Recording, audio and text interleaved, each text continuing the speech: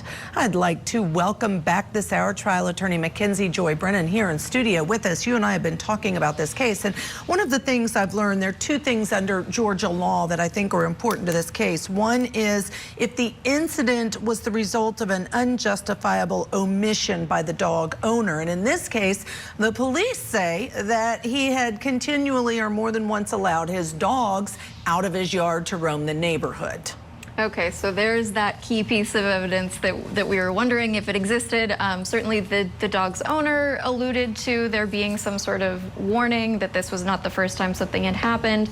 So there it is. Thus, there's kind of that transitive cruelty that by not controlling his own animals better, he knew this could have happened, and it sounds like something risky had happened in the past, and this time tragedy happened. And there is an opportunity in Georgia for an aggravated charge if, in fact, the dog is deemed a dangerous dog. And part of that goes to the second thing we were talking about, is this owner's knowledge of any danger posed by the dogs. They're very big dogs. Yeah. They're beautiful dogs. However, what we don't know yet is there any activity by these dogs, not just roaming the neighborhood, but have they done something to somebody else's dog, to a person? Are they in fact dangerous? Yeah, and as we hear so much about dogs, it's not the dog, it's the owner. That if you have a dog with this kind of capability, it's your responsibility to train them, to make sure that they don't pose a risk, to care for them, because that's your job as a dog owner.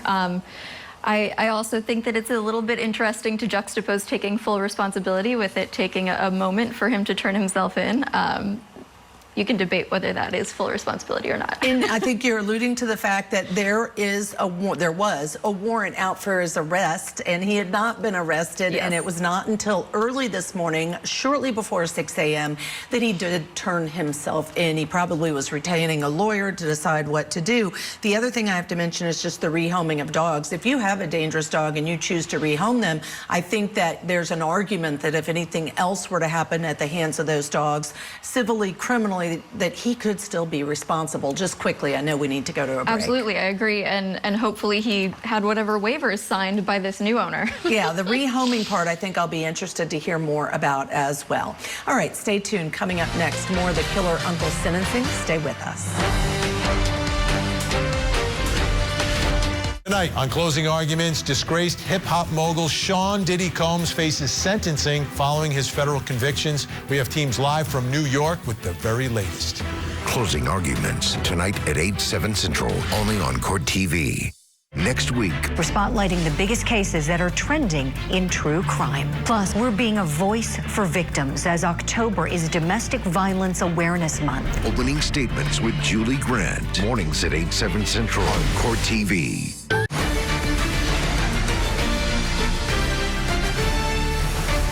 Before we get back to court, did you know something that I remember? Maybe I shouldn't admit to this, but today marks 30 years since the most controversial verdict was seen across the nation and right here on Court TV.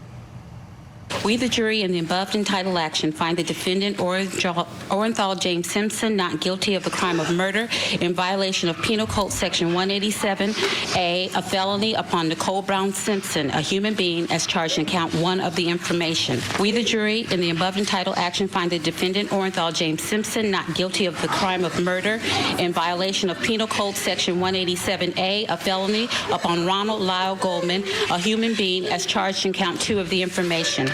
It's hard for me to believe that was 30 years ago, but it was. On October 3rd of 1995, a Los Angeles jury found O.J. Simpson not guilty of the 1994 killings of his ex-wife Nicole and her friend Ronald Goldman.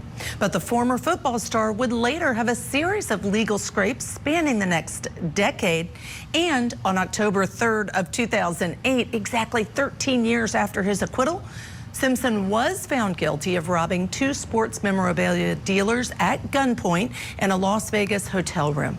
He was sentenced to 33 years in prison, but he was granted parole and released in 2017.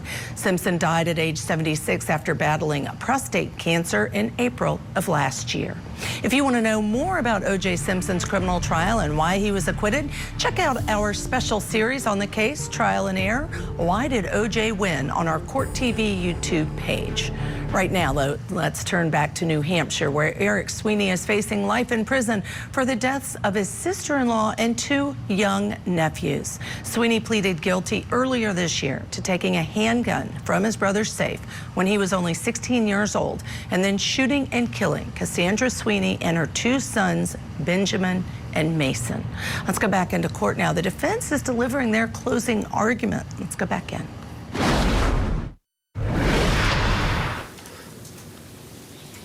Our proposed sentences would similarly allow Eric the opportunity to earn his release around age 56. It is in line with comparable cases across the state.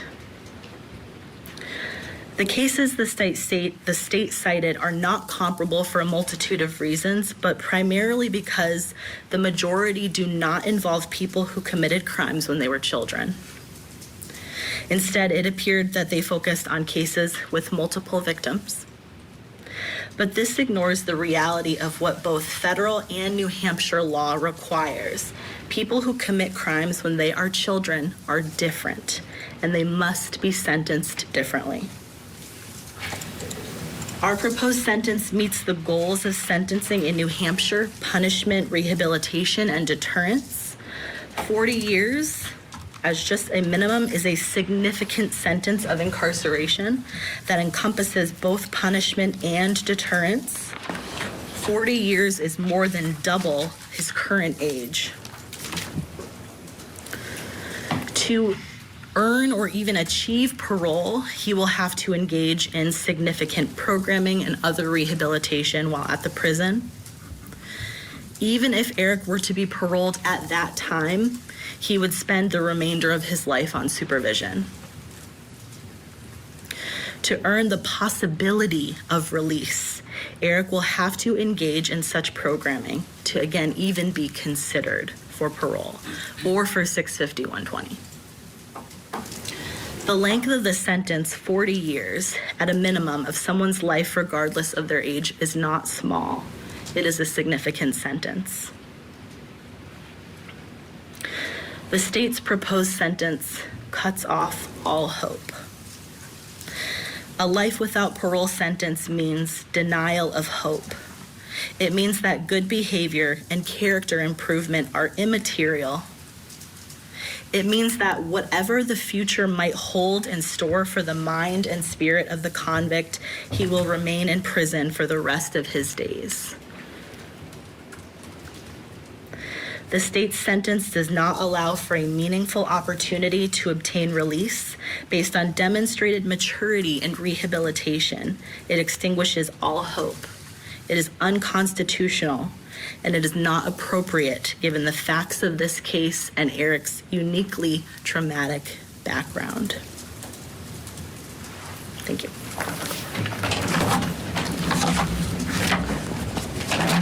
Mr. Paul Galasso, Eric. Did you want? Respond briefly to the legal argument. Oh, yeah, It doesn't matter to me. Go ahead. We can do it either way.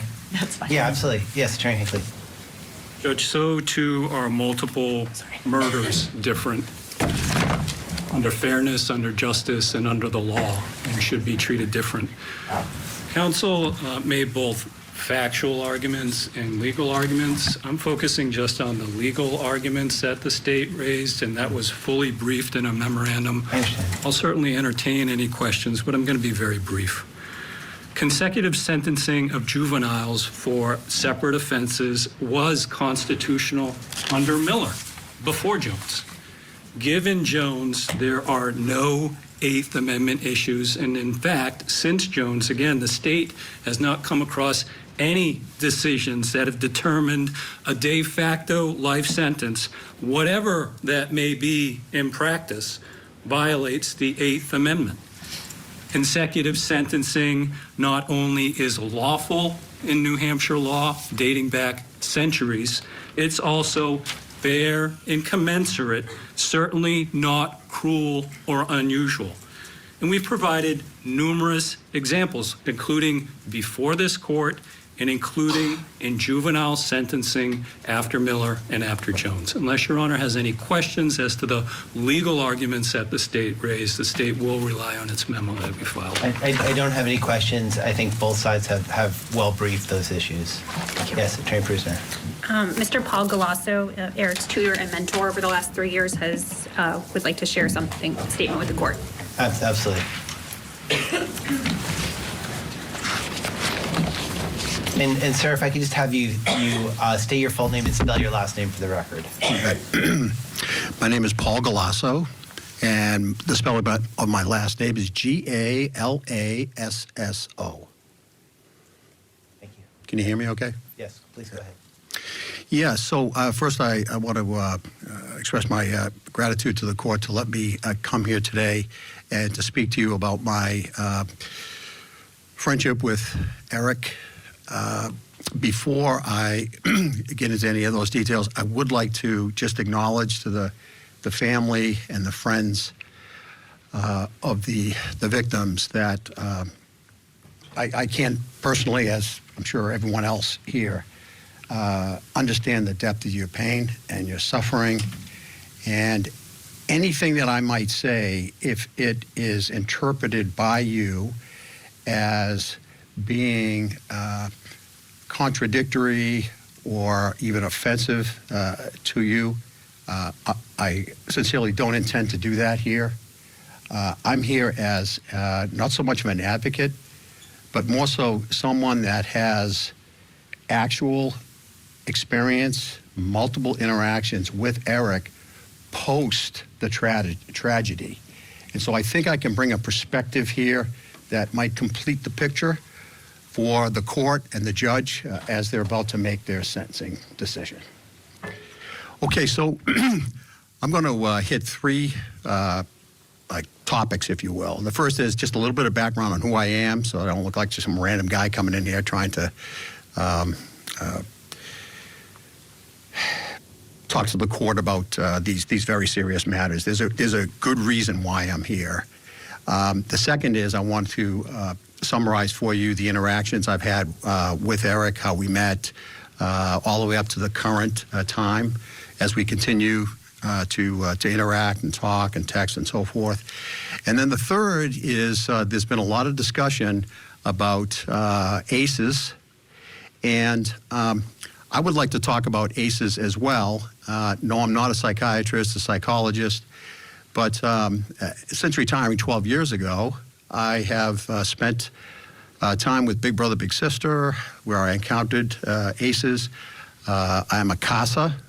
I was a CASA for several years, representing 8 children.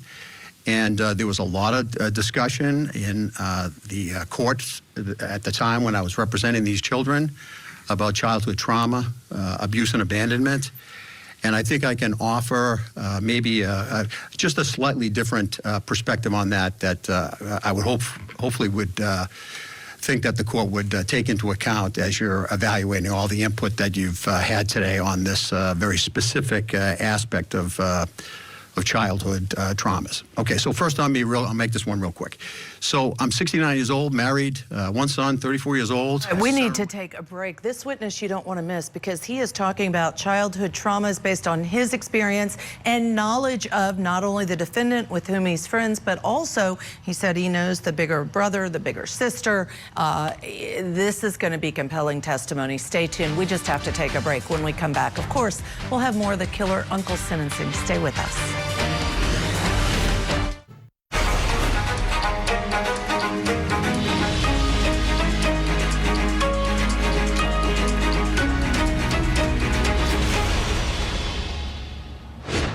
Welcome back to Court TV Live. I'm Ashley Willcott. Thank you so much for joining us. Let's turn back together to New Hampshire now, where a teen is being sentenced for the murders of his sister-in-law, who was only 25 years old at the time, and 2 young nephews.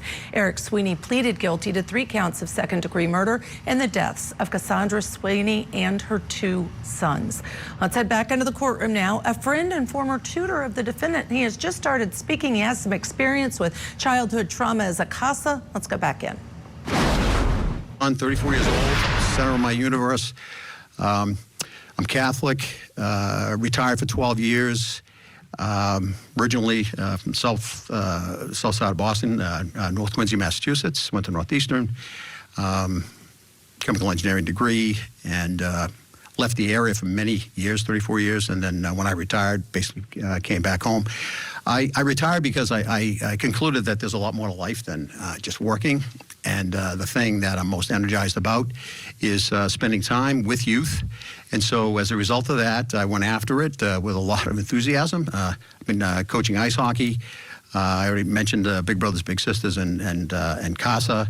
But I met Eric as a volunteer tutor at the Sununu Youth Development Center 2 years ago. And I also do homeless outreach, and in particular to the youth that are homeless and on the streets in downtown Manchester. I have seen the outcome of these childhood traumas across many of these interactions with people, so I'm very familiar. So that's another reason why I want to talk about it. Okay, so second point, my experiences and interactions with Eric and my views on Eric as a young man, having experienced something that is just hard to imagine how horrible it must be and will be for the rest of his life. I met Eric in October of 2023. That's when I began to be a volunteer tutor for math and science at the Sununu Youth Development Center. Eric was my first student. And as a matter of policy there, volunteers like me are not told what the students or the residents at the Youth Development Center did, which I think is a really smart thing to do. So I come in with a clean slate. They're all kids. Yeah, they've had some troubles. I don't know what those are. I don't know what they contributed to, but they're all children of God, and that's where I start. In my 2 years of interacting with Eric, just under 1 year I spent with him at the YDC when he was transferred in July of 24 to the Merrimack County Jail. I continued interacting with him, visiting him twice monthly, as is allowed. He and I text very often. We talk on the phone occasionally. I had the impression that I may be one of a few, if the only one, other than his lawyers, of course, that are really in his life right now. And so this is my take. I think I know this guy. I know the Eric right now. He's polite. Always a please and a thank you. Only, in his words, only if you would want to do this for me. When I attended the hearing where he pled guilty, he didn't know that I knew about his crime. Yeah, I learned about it when he got transferred. So I've known it for a year, but I've never discussed it with him. That night I got a text, and this is pretty much verbatim, but I didn't memorize it. He said, "Paul, I'd understand if you don't want to see me anymore. I did something really bad, and I'm sorry." He didn't have to do that. During my experience with him at Sununu, there were occasions when some of the other students would be acting up. And Eric would turn and say something to try to get things back in control. After having dozens of students there, he's one of the top 2 or 3 students. And I'm not saying based upon academic capability, but based upon his willingness to listen, to try to learn, to inquire. He would ask questions. We did math together. We did science together. We did OSHA training together. We did graphic arts together. And we're still doing art together right now as he's in prison. His teacher of 2 years is here with me today, and she said it would be okay if I told the court that she felt safe when Eric was in her room.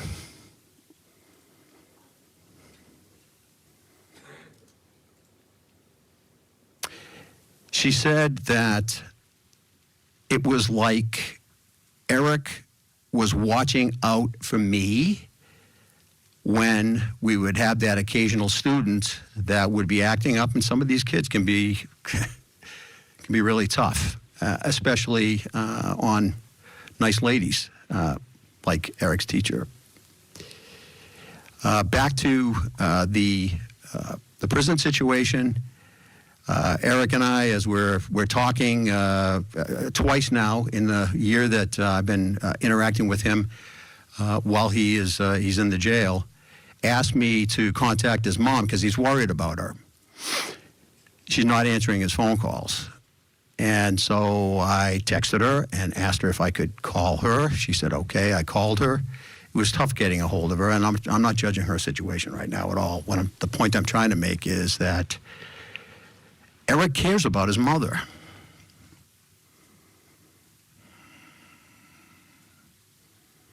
The impression I have based on today is that Eric's mom, for whatever her reasons, she wasn't there. But he still cares about her.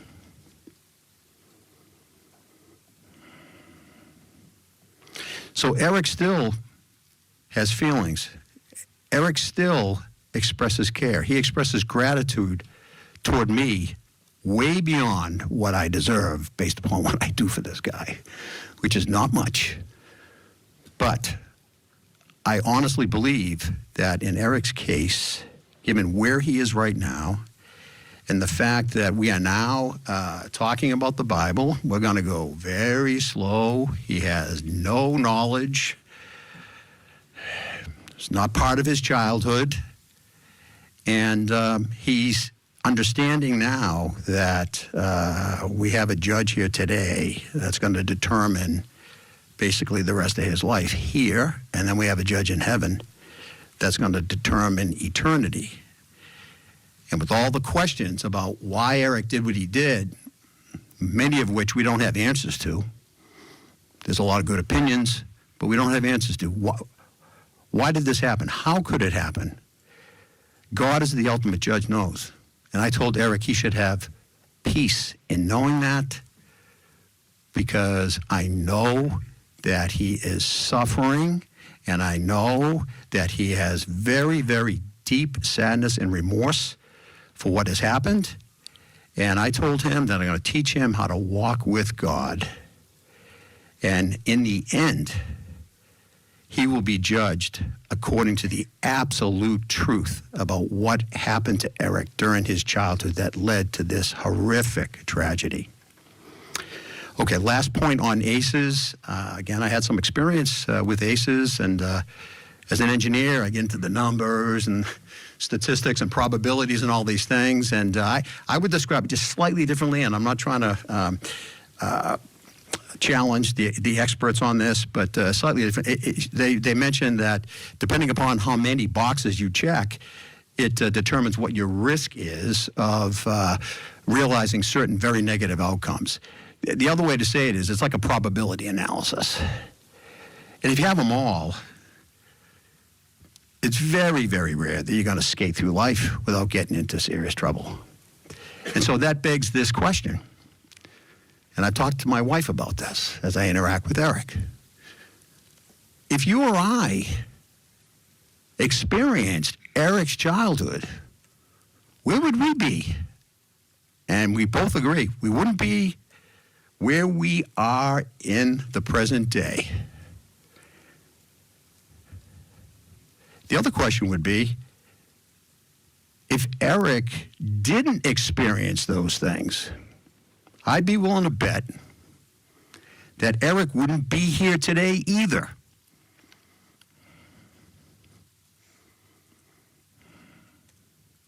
So Eric, as we've discussed, we're going to continue to work together. Eric has told me he wants to try to be a model prisoner. He knows he's young. He knows that there are going to be people that are going to be coming at him.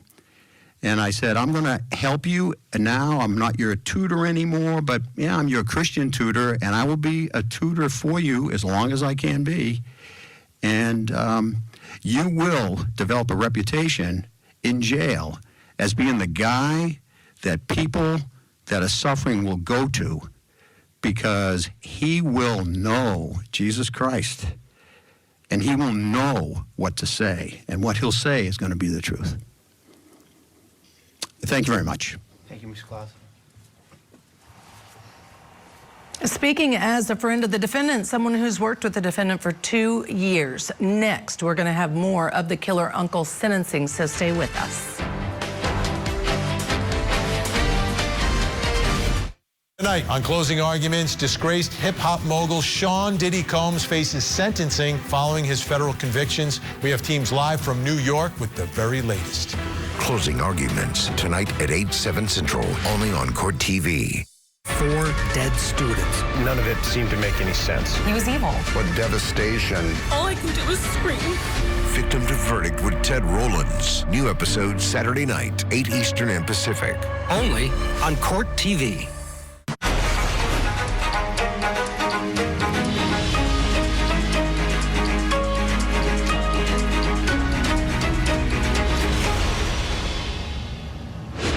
Welcome back. We have been watching a sentencing hearing out of New Hampshire for defendant Eric Sweeney. Back in August, the 19-year-old, he's 19 now, he was 16 at the time. When he was 19, he pled guilty in the shooting deaths of his sister-in-law, Cassandra Sweeney, and his nephews, Benjamin and Mason.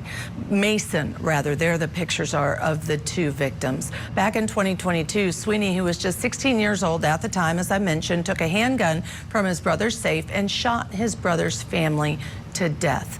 Before we go back into court, let's bring in trial attorney Mackenzie Joy Brennan joining here in studio. And one of the things I just wanted to mention again for viewers is in 2012, the Supreme Court of the United States in Miller versus Alabama said that you could not issue a state can't say there's a mandatory life without parole for juveniles, because that's the equivalent of a death sentence. And juveniles, there's that hope and goal of rehabilitation. And so as we consider that, what about the defense's argument that if you give him so many years that he'll be 97 before he's eligible for parole, that's the equivalent of a life sentence without parole? I think practically speaking, that is true. And I don't know what you do with that, because like we were just talking about, what is the quality of life for somebody if they do get out at that point in time? And it all comes back to what I think the defense attorney brought up, which is what is the goal of imprisonment? Is it rehabilitation? Is it retributive? Probably a little bit of both, but there's certainly, especially when we're hearing all of this about his childhood trauma, which obviously goes on top of the fact that he was an adolescent when this happened, it's a really bleak outlook. At the same time, obviously, he has a lot to answer for. It's 3 deaths, not just 1, and it's unclear if he's taken full accountability even at this point, 3 years on, so hard to say. And we heard a friend of his testify, and a friend is someone who was tutoring him, who's worked with him for 2 years, and he testified that he absolutely is remorseful, he feels terrible for what he did, and he's sorry.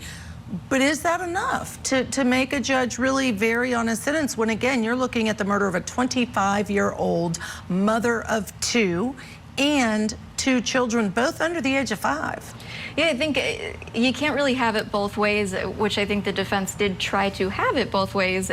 On one hand, they were saying that he wasn't able to appreciate what he did, he had not acknowledged it. I think if you're going to go the contrition route and the route of he does acknowledge his culpability, he feels remorse, then lean into that and show how he has tried to make amends since then, how he's tried to grow. We have a little bit of both, which makes me think that he isn't fully owning it. And maybe anything that he says in either direction is in the hopes of lessening whatever sentence. Yeah, it's a complex, tragic case. And we do know he pled guilty to these charges. So that's how we got to the sentencing hearing. Speaking of that, let's get you back into that sentencing hearing for more.